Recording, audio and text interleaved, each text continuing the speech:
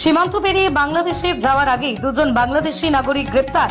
অবৈধভাবে ভারত থেকে বাংলাদেশে যাওয়ার সময় দুজন বাংলাদেশি নাগরিককে গ্রেপ্তার করে বসিরহাট মহকুমা আদালতে পেশ করল স্বরূপনগর থানার পুলিশ।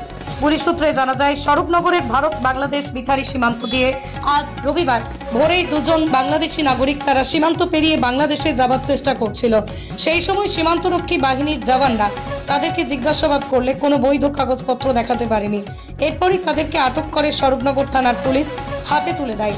এরপরই স্বরূপনগর থানার পুলিশের পক্ষ থেকে দুজন বাংলাদেশি নাগরিককে প্রাথমিকভাবে জিজ্ঞাসাবাদ করে জানতে পারে তাদের নাম নাসির শেখ ও তারিফা বেগম। তাদের বাড়ি বাংলাদেশের নড়াইল এলাকায়। দীর্ঘদিন ধরে কাজের সূত্রে এদেশে থাকতো। এরপরই আজ রবিবার ভোরে তারা দেশে ফিরে যাচ্ছিল। কোনো বৈধ কাগজপত্র না থাকায় স্বরূপনগর থানা পুলিশ ওই দুজন বাংলাদেশ নাগরিককে গ্রেপ্তার করে। ধৃত দুই বাংলাদেশি নাগরিককে আজ রবিবার বসিরহাট মহকুমা আদালতে পেশ করে।